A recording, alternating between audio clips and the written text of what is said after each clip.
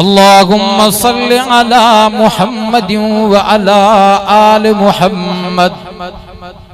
कमा सल्लैता अला इब्राहीम व अला आलि इब्राहीम इन्नका हमीदुम मजीद। अल्लाहुम्मा बारिक अला मुहम्मदिन व अला आलि मुहम्मद कमा बारकता अला इब्राहीम व अला आलि इब्राहीम इन्नका हमीदुम मजीद।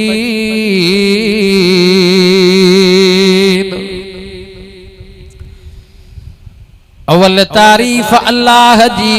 जंहिं जोड़ियो ही यो जहान, नेमतुन सां नवाज़े किरोड़े कयई एहसान। अशरफुल मखलूकात चई वधायई असांजो मान, फरमायाई लक़द ख़लक़नल इंसान। सैयद अब्दुल लतीफ चवे सच चयो सुबहान, फबिअय्यि आलाइ रब्बिकुमा तुकज़्ज़िबान।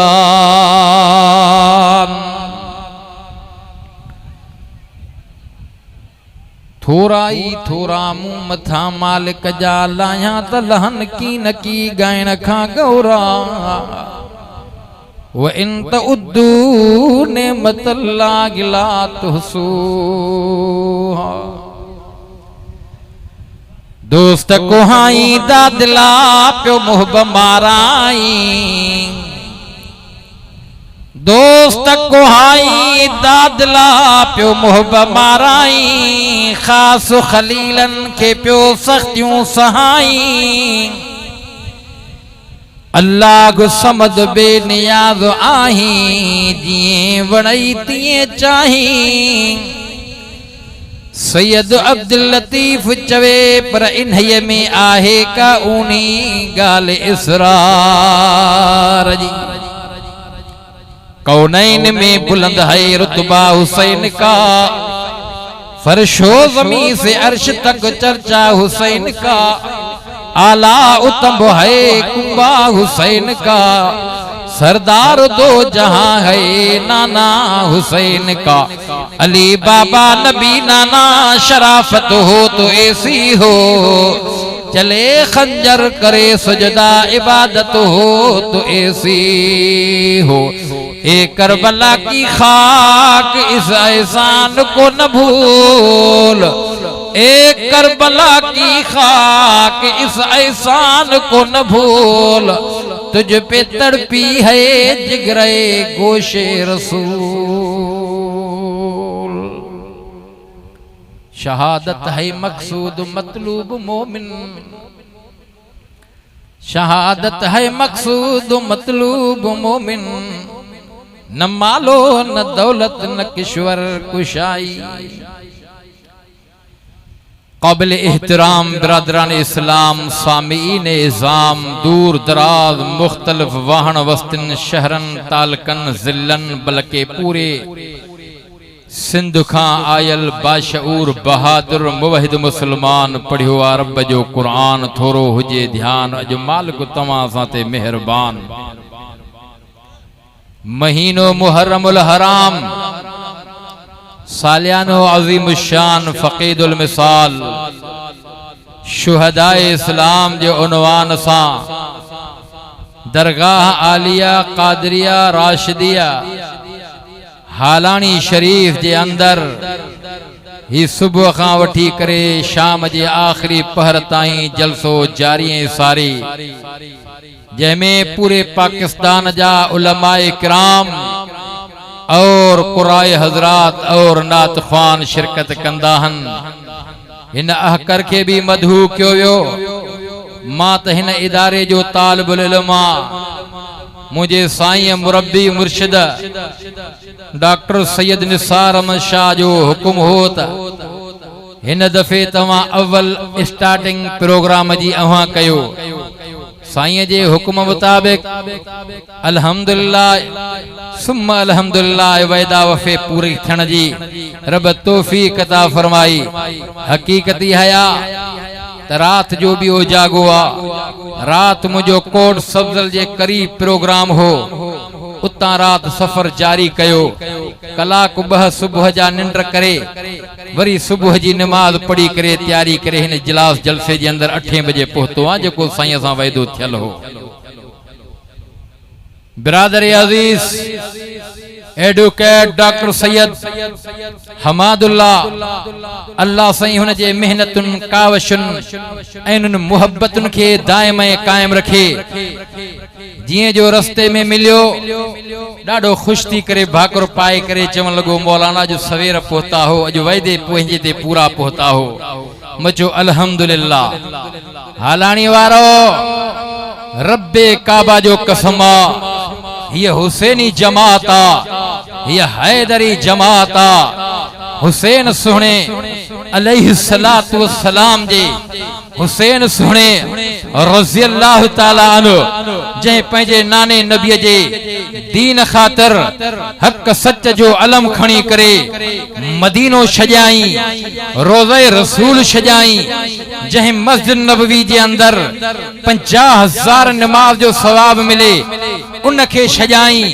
ज़ालिम सां बगावत कंदे ज़ुल्म जे खिलाफ निकरी पया करबला जी सरज़मीन ते, ज़ालिमन सां अखियूं अखियुनि में मिलाईंदे मुहाडो अटकाईंदे खुदा जो कसम आ 70-72 साथियुनि समेत जामे शहादत पीतो आ। ओ दुनिया वारो, ओ हालाणी वारो, शहादत जो मौत मामूली नाहे। रब करीम तवां सां के भी शहादत जो मौत नसीब अता फरमाए। चो आमीन। बुलंद आवाज सां, छो त ही हुसैनी जमात आ। उहो किरदार, उहो अक़वाल, उहो फेल, उहो अमल हिन जमात वटि तोखे नज़र ईंदो। हक़ सच जी ॻाल्हि हीअ जमात करे रही आ, बातिल सां अॼु बि मुहाडो अटकाए रही आ। उन दौर जे यज़ीदन सां इमाम हुसैन रज़ियल्लाहु ताला अन्हु हक़ जो परचम खयो हो। अॼु जे दौर में यजीदी टोले सां ये जमियत उलमा इस्लाम लड़ी रही आ, विढ़ी रही आ। ऐं इंशाअल्लाह जा अल हक वज़हकल बातिल इन्नल बातिल कान ज़हूका। हक ईंदो बातिल रेज़ा रेज़ा थींदो। चो इंशाअल्लाह। असां हुसैनी हूं। सुने इमाम हुसैन खटियो आ, हारायो नाही। चो वाह हुसैन। ॾाढा अज 10 मुहर्रमुल हराम 1444 हिजरिया, एडो दराज जमानो गुजरी चुको आ। वाह करण वारा भी तोखे मिलंदा, है करण वारा भी तोखे मिलंदा, पर हिय जमात वाह करण वारी आ। है हारायल ते कबी आ, वाह खटल ते कबी आ। हालाणी वारो, मां तवां खां सवाल हिकड़ो कयां, उन जो जवाब पंहिंजे अंदर वारे इंसान खां पुछी पोड़जा। मां तवां खां तो पुछां, हारायल ते है कबी आ,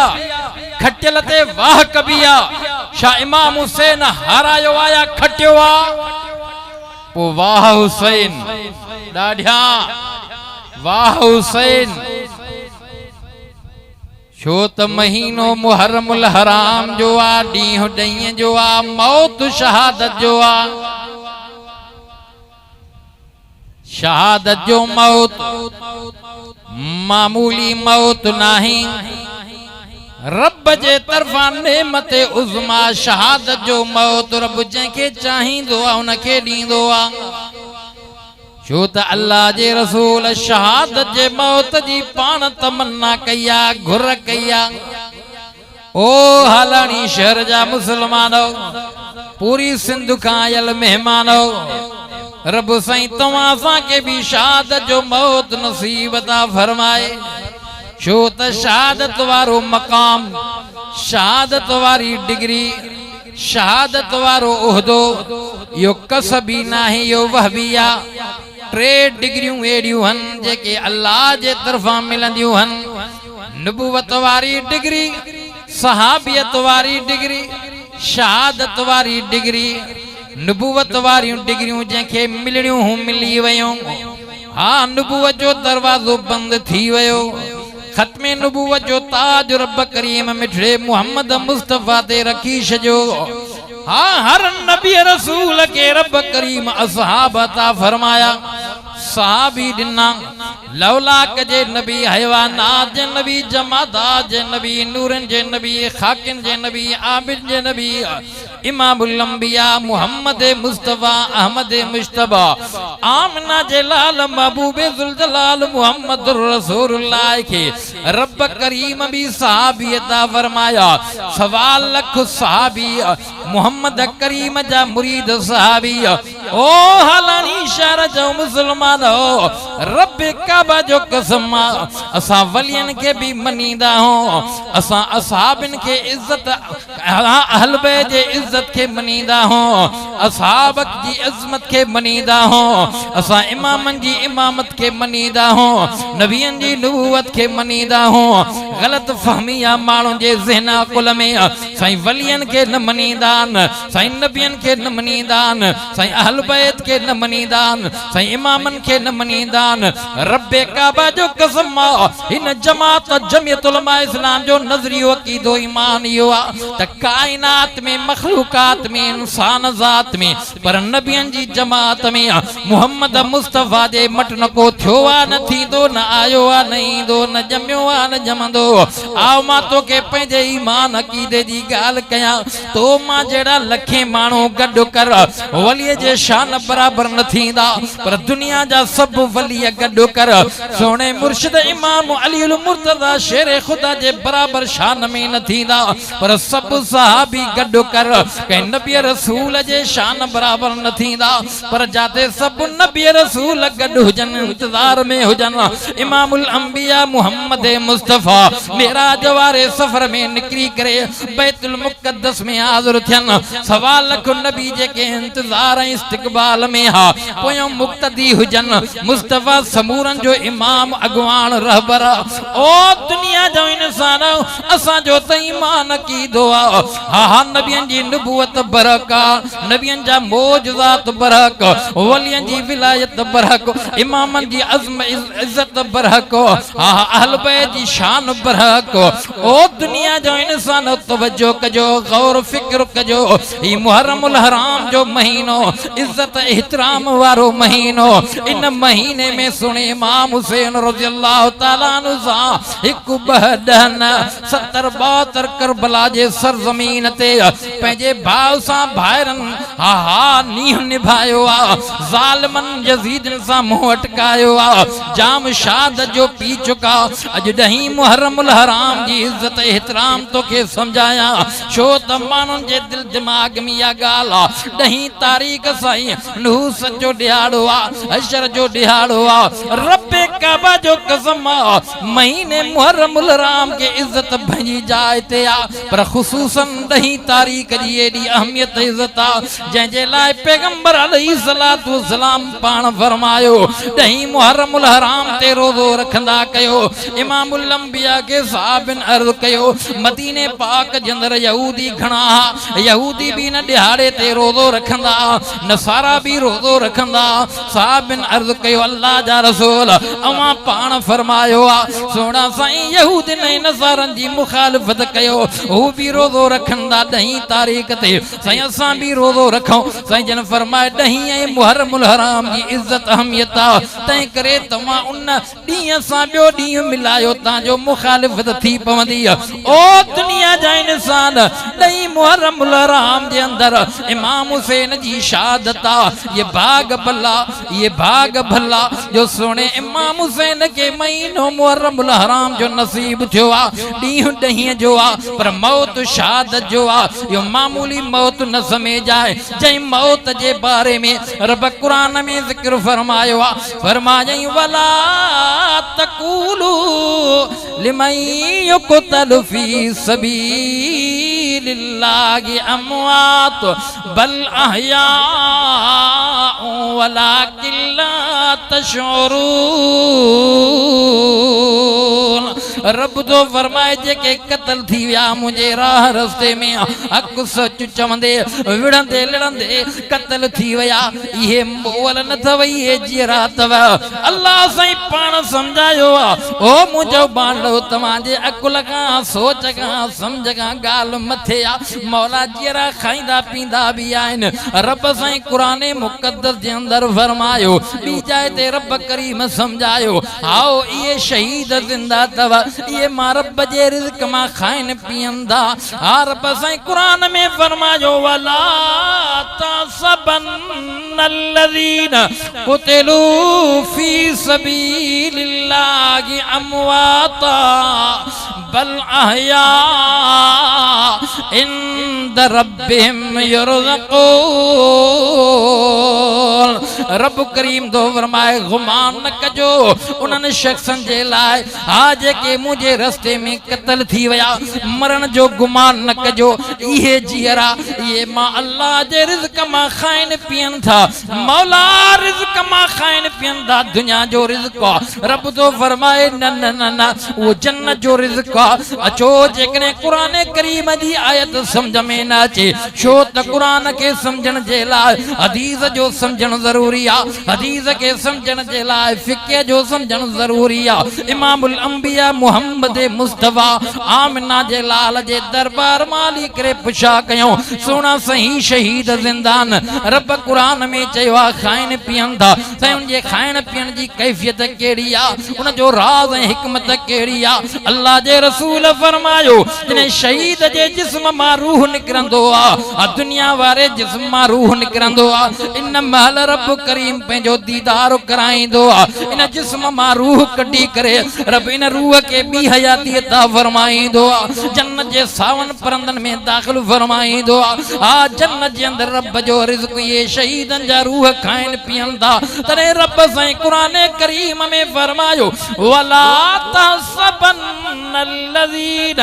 कुतिलू फी सबीलिल्लाहि अमवाता बल अहया इंद रब्बिहिम युरज़क़ून सभई चो सुभान अल्लाह हालाणी वारो मुझो ईमान अकीदो आ शुहदाए इस्लाम जो उन्वान सां हर साल जिया है अजीम शान जलसो इस्लाम जे अंदर शहीद गणिया वञन ॾींह मुक़रर कजन रातियूं मुक़रर कजन ॾींह छा रातियूं छा कलाक छा पर जेकॾहिं हिकु हिकु मिंट हिकिड़े हिकिड़े शहीद जे हवाले गणत में आणजे रब्बे काबा जो कसम आ शहीदन जी लिस्ट वधी वेंदी ॾींह कलाक मिंट ख़त्म थी वेंदा सन बैजरी जे अंदर पहिरीं जंगे बदर उन जंग में भी शहीद थी वया 14 शहीद हुया वरी उहुद में 70 बहादुर शहीद हुनैन में खैबर में खंदक में तबूक में यरमूक में हुजूर अनवर सल्लल्लाहु अलैहि वसल्लम जे दौर ज़माने वक्त मौजूदगी में 100 जंगियूं थियूं 27 जंगन में मुस्तफा पान लीडर अगवान रहबर हुया उन खां बाद में खुलफाए राशिदीन जे दौर ते नजर कर सैयदना सिद्दीक अकबर जे दौर ते नजर कर ओ कज़ा बिन दावा नबूवत जी कई उनमें इलाही सहाबी शहीद थी वया मुकाबलो थियो जिहाद हलियो वरी सैयदना फारूक आजम जो दौर 10 साल उनमें भी वडी फतूहात थिया उनमें भी वडियूं जंगियूं थियूं वडा मुल्क हासिल थी पया खोड़ सहाबी सगोरा ईमानदार उनन जंगन में शहीद थी वया वरी सैयदना ज़िन्नूरैन जो दौर 13 साल उन दौरान भी काफ़ी जंगियूं, वरी हैदर करार जो दौरा, वरी अमीर मुआविया जो दौरा, वरी सुनी हसन जो दौरा, वरी करबला जे सरजमीन ते नज़र कंदे इमाम हुसैन रज़ियल्लाहु ताला अकेलो नाए 70-72 साथन सुमोए चईदा मुझो ईमान की दुआ अज करबला जा भी शहीद, बदर हुनैन खैबर खंदक जा भी शहीद अल्लाह जे रिज़्क़ मां खाइन पया, जन्नत में मज़ा माणन पया। छो त पैगंबर पाक पाण चयो आ, साईं पाण ॾिसियो आ, साईं पाण फरमायो आ, शहीदन के बी हयाती मिले थी, शहीदन जे रूहन के जिस्म मां कढी करे सावन परंदन जे हवाले कयो थो वञे, सावन परंदन में उन्हनि रूहन के मुंतकिल कयो थो वञे। वो शहीदन जा रूह रब जे रिज़्क़ मां खाइन पियन था, हाँ रब जे नेमतुन मां मज़ा माणन था, पंहिंजे रब के सुञाणन था। अल्लाह जे रसूल ही भी गाल कया, रब करीम शहीदन जे रूहन सां ॻाल्हाए थो। आओ रब जे ॻाल्हाव में एडो शहीदन के लुत्फ़ ऐं मज़ो अचे थो। रब शहीदन जे रूहन खां पुछा करे थो, ओ शहीदन जा रूह, ओ शहीद तव्हां के छा खपे, तव्हां जी ख्वाहिश कहिड़ी आ, तव्हां जी चॉइस कहिड़ी आ। रब्बे काबा जो कसम मुझे महबूब फरमायो, शहीदन जा रूह रब के अर्ज़ था कन पया, रब के चमन था पया, अंत रुद्द अरवाहना फी अजसादिना हत्ता नुक़तल फी सबीलिक मर्रतन उखरा। इमामुल अंबिया फरमायो, असांजो ईमान अकीदो आ, पैगंबर जी गाल कूड़ी नथी थी सके पई, आसमान ज़मीन दरम बरम निज़ाम थी सके थो पयो, दुनिया जो निज़ाम दरम बरम थी सके थो, पैगंबर जी गाल कूड़ी नथी थी सके पई। हिकिड़ो वाक़ियो ईंदो आ, इमामुल अंबिया मुहम्मद मुस्तफ़ा अहमद मुश्तबा जे हंज मुबारक में बचड़ो पंहिंजो फौत थी वियो आ, जंहिंजो नालो इब्राहिम आ, जेको पंहिंजी घरवारी बीबी मारिया, जेका मोमिनन जी अमड़ा, जेका मुस्तफ़ा जी रानी आ घरवारी आ, जंहिंजो नालो बीबी मारिया किब्तिया। ओ हलानी वारो इमामुल अंबिया जे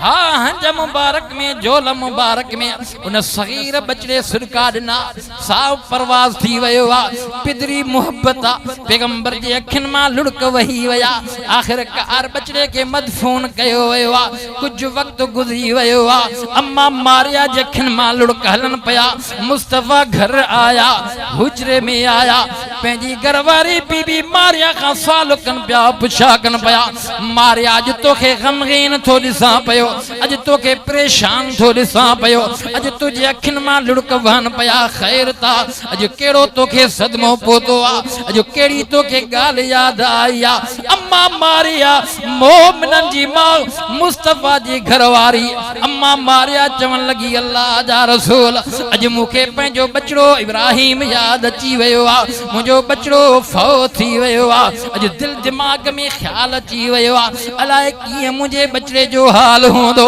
नबियन जे सरदार इमामुल अंबिया फरमायो, ओ मारिया हेॾे तवज्जो कर, अॼु मां दुआ घुरां, रब करीम पर्दा हटाए, तूं पंहिंजे बचड़े खे सब्र कंदीअ, तूं पंहिंजे बचड़े खे हा जेकॾहिं जन्नत जे हंजन में, जन्नत जे हूरन में, हिंदोरन में लुॾंदो ॾिसे, पोइ त तोखे इत्मिनान ईंदो, पोइ त तुंहिंजी दिलि ख़ुशि थींदी। अम्मा मारिया चवण लॻी, अल्लाह जा रसूल तव्हां चयो मूंखे एॾो एतमाद यकीन अची वियो, यकीनन साईं तव्हां दुआ घुरंदा पर्दा हटी वेंदा। ओ मिठा महबूब मोहम्मद करीम, मां जेकॾहिं पंहिंजे बच्चे खे अखियुनि सां ॾिसां, सुहिणा साईं मूंखे पंहिंजे अखियुनि ते एतिरो यकीन न आहे जेतिरो तुंहिंजी ॻाल्हि ते यकीन आ। साईं तव्हां चयो मूंखे पक पइजी वई, अॼु मुंहिंजो बचड़ो जन्नत जे नेमतुनि में हूंदो, जन्नत जे हूरनि जे हंजन में हूंदो,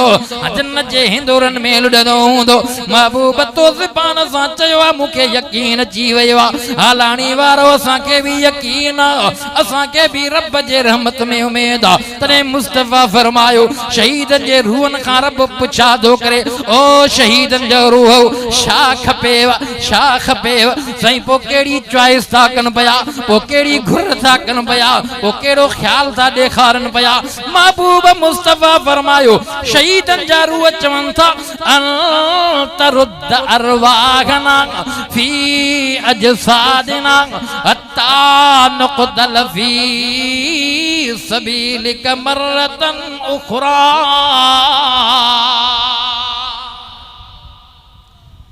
मौला एक दफ़ो जिस्म में मोटा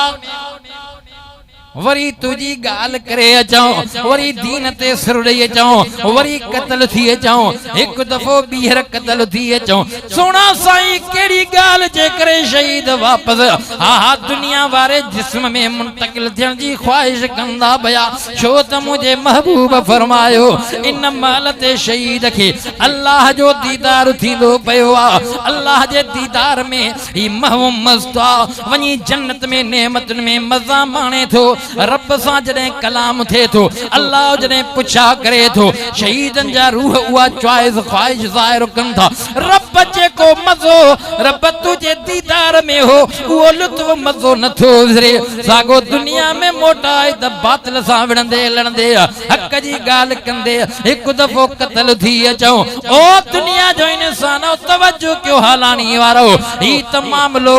दुनिया ऐं जन्नत जो आहे। दुनिया जे अंदरि ज़मीन में जहां इन शहीद जो जिस्म मदफून आहे, शहीद के ॿी हयाती मिली करे जन्नत में उमाणियो वियो आहे। शहीद जो रूह जन्नत में आहे, पर जॾहिं दुनिया जो निज़ाम दरम बरम थींदो, क़यामत जो मैदान जारी थींदो,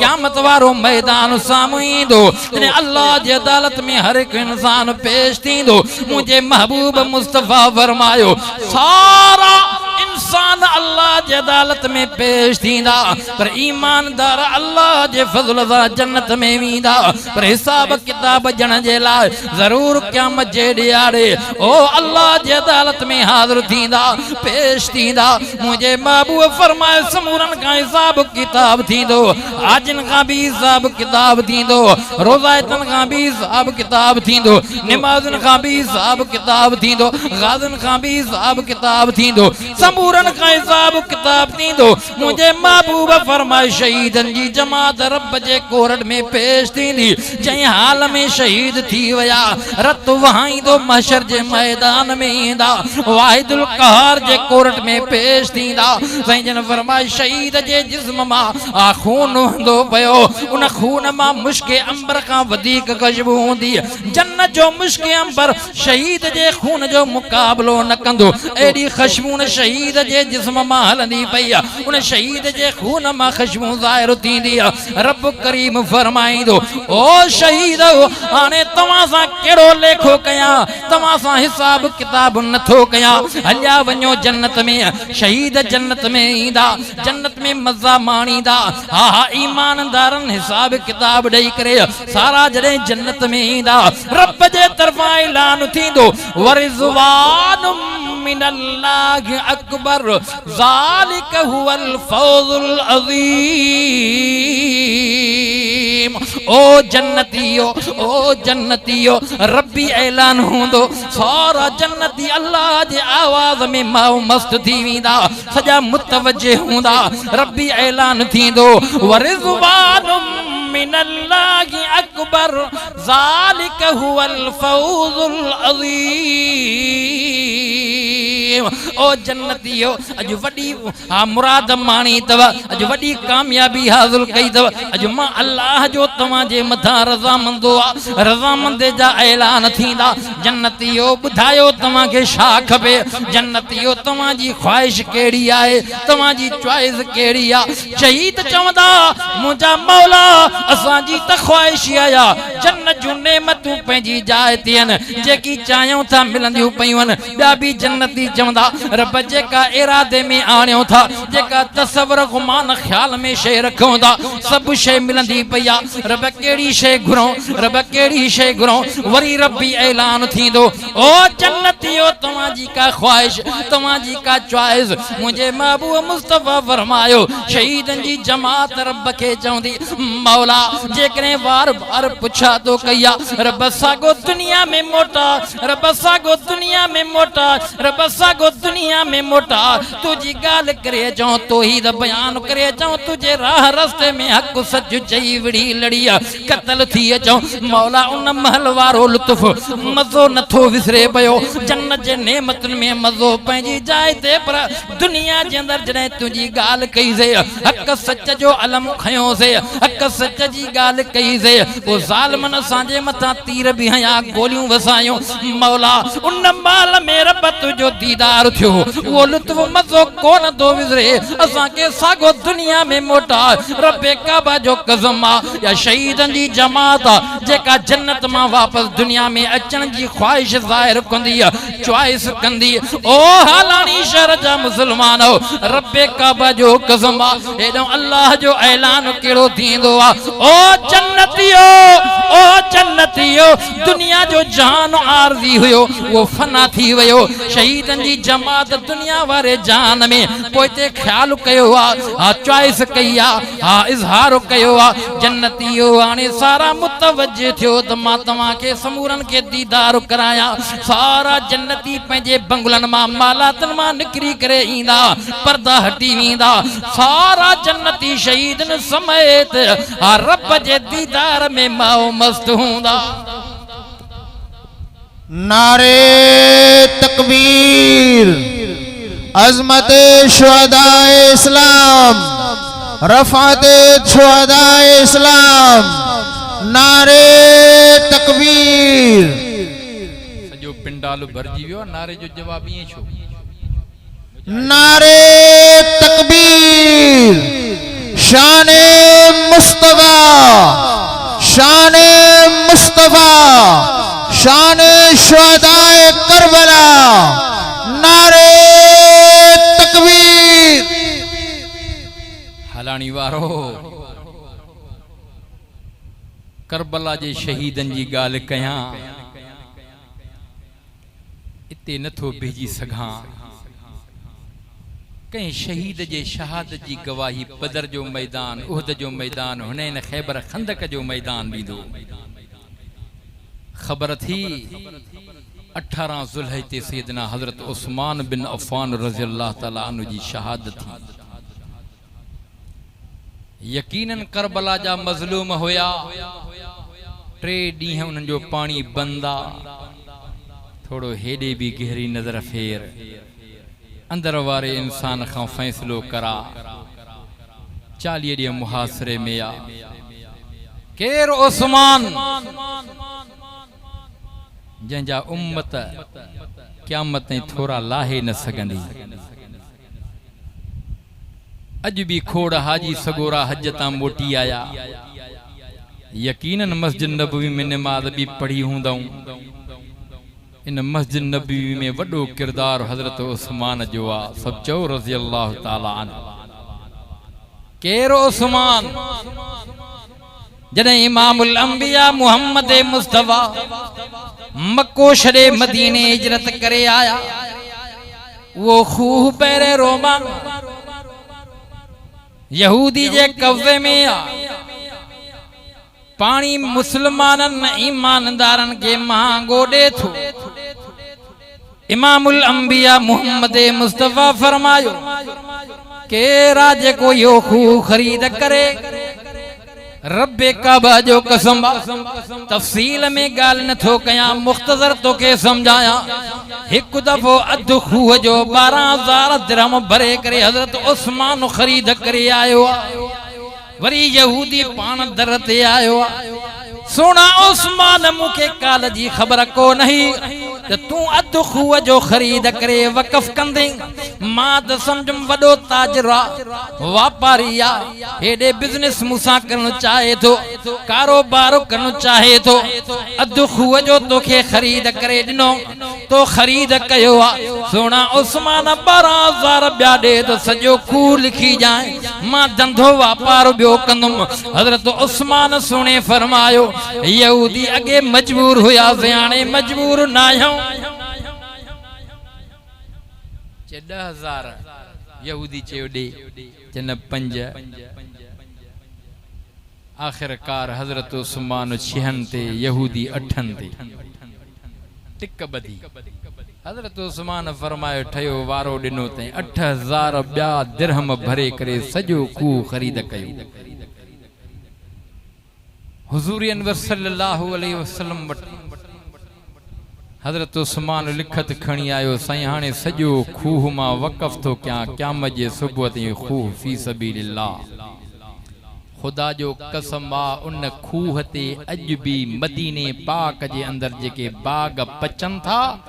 उन जी जेकी भी आमदनी थे थी पई हज़रत उस्मान जे नाले ते मदीने में अकाउंट खुलियल आहिनि। उहा सॼी आमदनी उन्हनि अकाउंटनि में थी वञे ऐं उहो सॼो ख़र्च मिस्कीननि ग़रीबनि मुहताजनि अबोझनि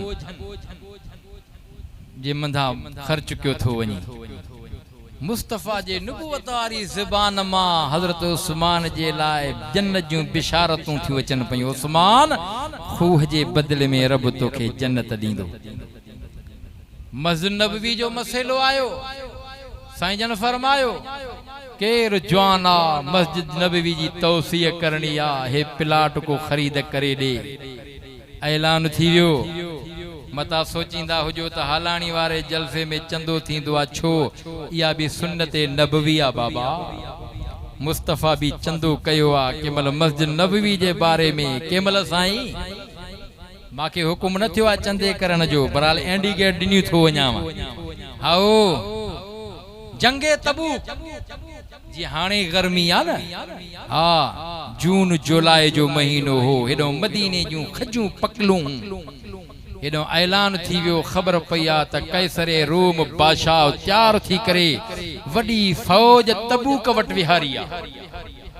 कैसरे रूम उन दौर ज़माने में सुपर ताकत हो।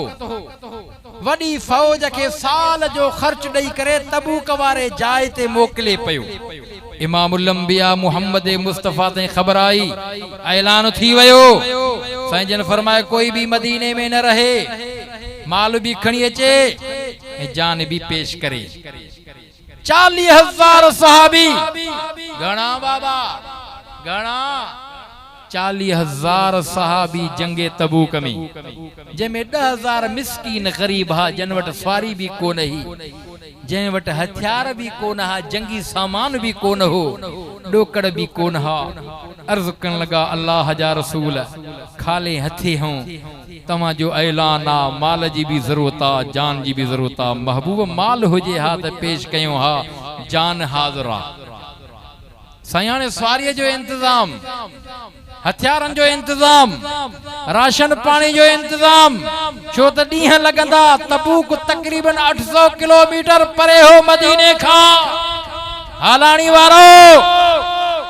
इमामुल अंबिया ऐलान फरमायो। साईं जन फरमाए मिस्कीन गरीब इन्हनि जे सवारीअ जो भी इंतज़ाम इन जे राशन पानी जो भी इंतज़ाम इन्हनि जे असले जे लाइ भी इंतज़ाम जंगी सामान जे लाइ भी इंतज़ाम। रब्बे काबा जो कसम इन मौके ते सोने उस्मान रज़ियल्लाहु ताला अन्हु वॾी कुर्बानी माली ॾिनी आ। 1000 ऊंट सामान सां भरे पेश कयो आ। 70 जंगी घोड़ा सामान जंगी सां पेश कया। हाणे पाण ईंदो पियो आ मुंहिंजो महबूब ॾिसी करे मुरकंदो पियो आ। साईं जन छा चवंदो पियो आ सोना उस्मान तुझा उठ सामान सूदा बोदा तुझा जंगी घोड़ा भी भुजी वया। उस्मान ॾे हवालो सोना साईं हथे खाली न आया ये गंढ पैसन दिरहम दीनारनि जी खणी आयो आया। बुखारी शरीफ जा लफ़्ज़ थी मुंहिंजे महबूब मुस्तफ़ा उन गंढ खे खोले करे ईअं बुक सां भरे करे खुदा जो कसम हेठि मथे चई करे हीअ लफ़्ज़ चया मा ज़र्र उस्मान मा अमिल बादल यौम। ओ हलानी वारो सुने उस्मान जेला इन महलत भी नबुवत वारी ज़बान खा जन्नत जो बिशारतूं जो अचन पयो हजरत उस्मान के एक दफो ना तकरीबन 17-18 दफा पाक नबुवत वारी ज़बान खा जन्नत जी बिशारत मिली थी मां यकीनन तस्लीम थो कया असा सोने हुसैन जा नौकर गुलाम हो करबला जा शहीद भी मजलूम थी मदीने जो शहीद मजलूम हजरत उस्मान बिन अफ़्फ़ान जेको दर्द मंदाना खुतबो दींदो पयो आ शा चंदो पयो आ ओ बागियो ओ ज़ालिमो उन खूह जो पानी तमा बंद कयो आ जे खूह के मां खरीद करे अज ताई वक़फ़ कयो आ क़यामत जे सुबह ताई वक़फ़ कयो आ तमा के खबर ना है शा पाक नबी केड़ी बिशारत ॾिनी आ अज उन खूह जो पानी तमा बंद कयो आ हजरत अली मुर्तज़ा जी करे अर्ज़ कयो आ सोना साईं इजाजत मिले मां तरार खणी करे बागन में हलाया बागन जा कंध हलाया मुझे महबूब मुस्तफा जे नवा मुझे महबूब मुस्तफा जे न्याणी हजरत उस्मान पंहिंजे भाव अली के फरमायो सोना अली पाक नबी जे शहर में खूनारेज़ी करण मां नथो चाया हजरत अली मुर्तज़ा भी अर्ज़ रिक्वेस्ट कया अर्ज़ कयो आ सोना जे भला हाणे इजाजत ही जो त मां पंहिंजा बई शहजादा हसन हुसैन तुझा पहरेदार भी आया इजाजत मिली वही हसन हुसैन पहरेदार भी रहा केर जवानन जे अॻियां अचे बागी पाया भरी करे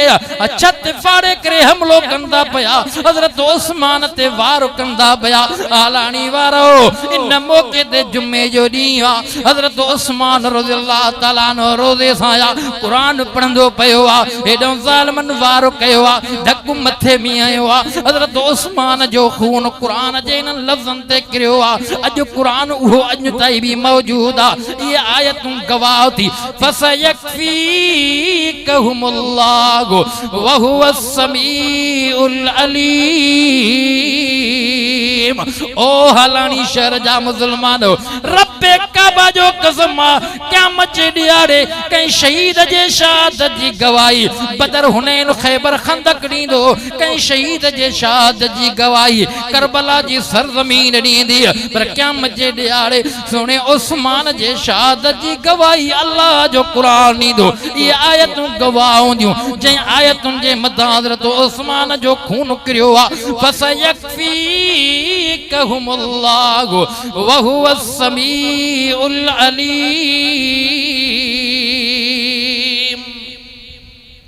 सभई चो सुभान अल्लाह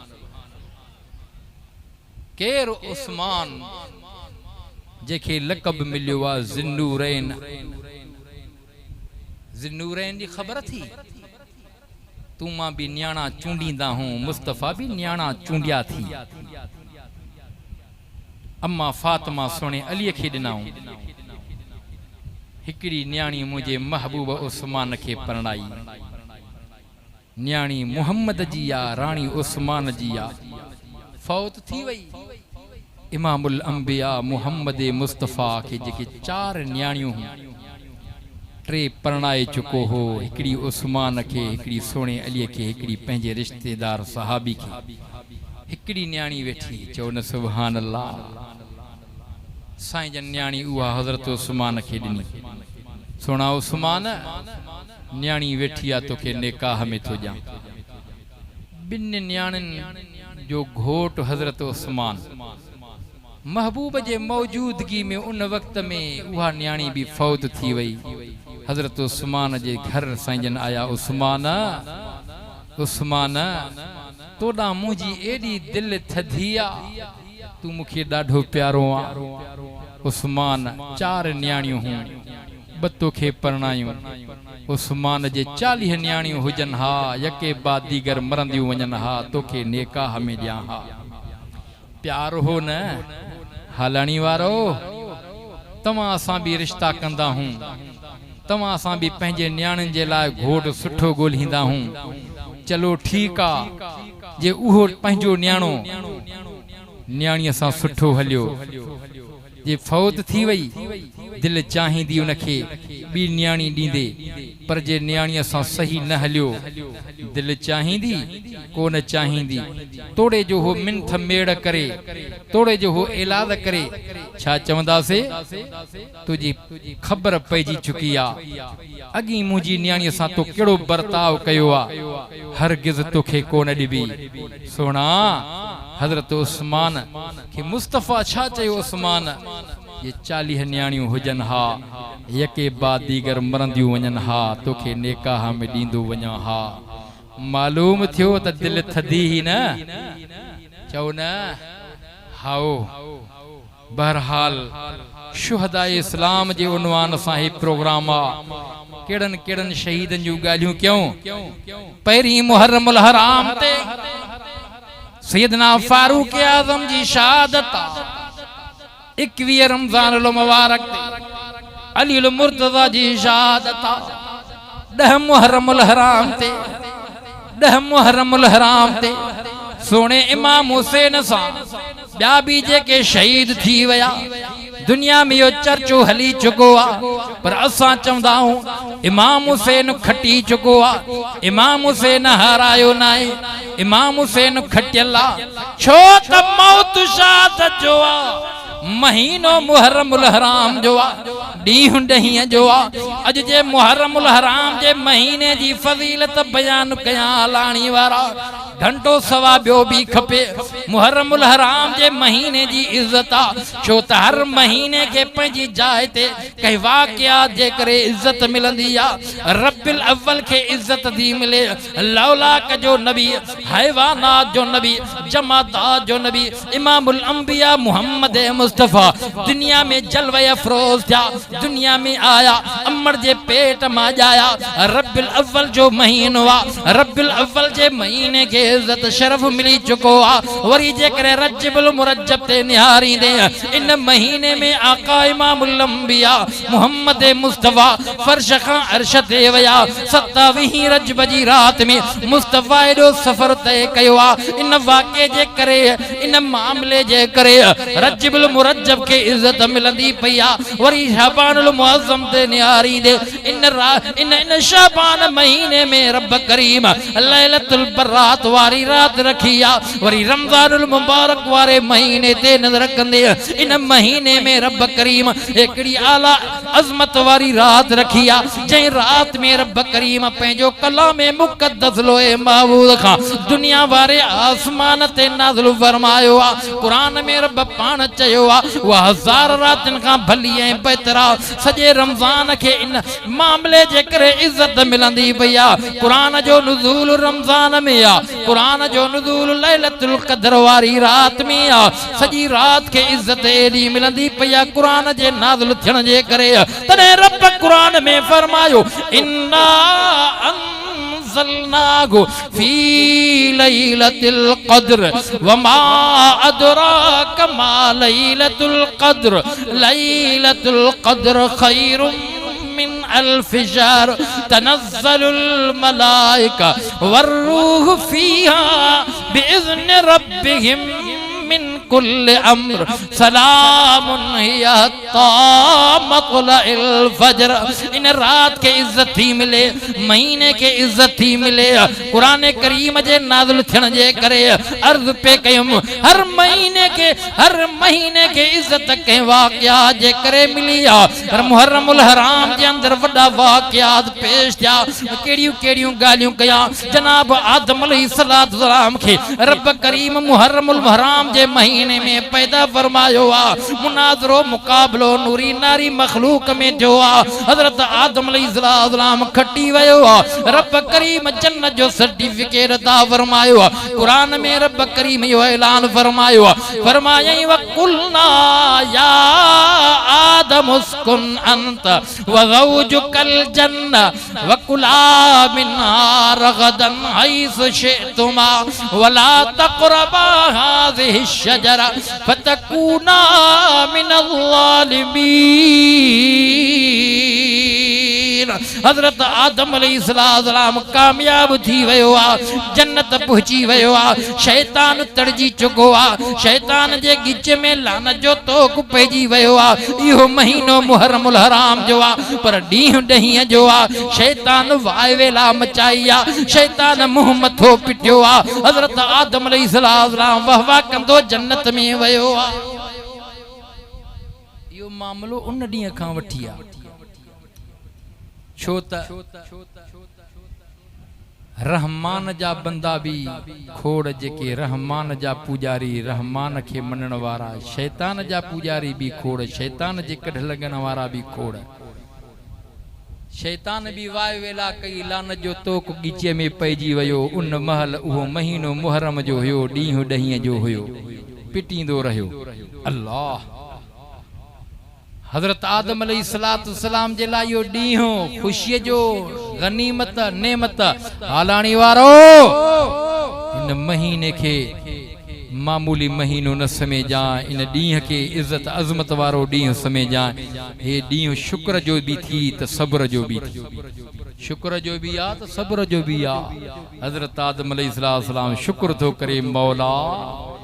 कामयाबी तो अता फरमाई आ जन्नत जे हवाले तो कयो आ वो ॾींहुं ॾहीं जो आ चओ न सुभान अल्लाह नूह अलैहिस्सलाम दुआ घुरी अज़ाब अची वियो पाणीअ जे मथां वो बेड़ो तरे थो 6 महीना इन अज़ाब वारे पाणीअ जे मथां बेड़ो आ 80 82 परेशान चवण लगा दुआ घुर नूह अलैहिस्सलाम दुआ घुरी अल्लाह अकबर इफ्तिसार सां ॻाल्हि बेड़ो जुदी जबल ते टिकाव थो वठे महीनो मुहर्रम जो आ ॾींहुं ॾहीं जो आ ॾहीं जूं 2 3 ॻाल्हियूं तोखे समझायां यूनुस अलैहिस्सलाम मच्छी जे पेट में आ सॾे थो महीनो मुहर्रम जो आ ॾींहुं ॾहीं जो आ मच्छी जे पेट खां निजात पाए थो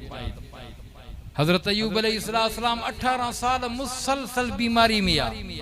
अर्ज के मौला कर मेहरबानी महीनो मुहर्रम जो आ ॾींहुं ॾहीं जो आ पानी चश्मो निकतो आ पींदो वयो आ जिस्म मां उहा बीमारी खत्म थी वई आ चओ न सुभान अल्लाह हजरत इब्राहिम अलैहिस्सलाम आड़ा में सटियो वियो महीनो मुहर्रम जो ॾींहुं ॾहीं जो आड़ा के रब गुलज़ार बणायो रब दीदार करायो ॾींहुं ॾहीं जो आ केॾो न ख़ुशीअ वारो ॾींहुं हूंदो मूसा अलैहिस्सलाम जे कॾ फिरौन लगो ईमानदार ट्रपी वया फिरौन वारा बुडी वया हजरत मूसा अलैहिस्सलाम हुकुम जारी कयो आ अजो को दिहाड़ो गनीमत समझो शुक्रियो अदा कयो अजो के दिहाड़े के नेमत समझो रोज़ो रखो सारो दिहाड़ो अल्लाह जी इबादत कयो हाओ हिकड़ा बुडी वया हिकड़ा बची वया अज 10 मुहर्रमुल हराम जो दिहाड़ो आ हुसैनी जमात कुरान बुधे थी हिकड़ा वाह करण वारा हिकड़ा हाय करण वारा मां गाल करे चुको आ हाय हारायल ते कबिया वाह खटियल ते कबिया इमाम हुसैन खटियो आ चो वाह हुसैन कौनैन में बुलंद है रुतबा हुसैन का परसों जमी थे अर्श तक चर्चा हुसैन का आला उत्तम है कुंबा हुसैन का सरदार 2 जहां है नाना हुसैन का क्योंकि अली बाबा नबी नाना शराफत हो तो ऐसी हो चले खंजर करे सुजदा इबादत हो तो ऐसी हो ये हुसैनी जमात आ रब साईं चल तमा असा के सुने हुसैन जो नक्शे कदम ते हलन जो तौफीक अता फरमाए चल रब करीम सच्चो हुसैनी बनाए चो आमीन रब साईं तमा असा के शहादत जो मौत नसीब अता फरमाए जिंदगी बाकी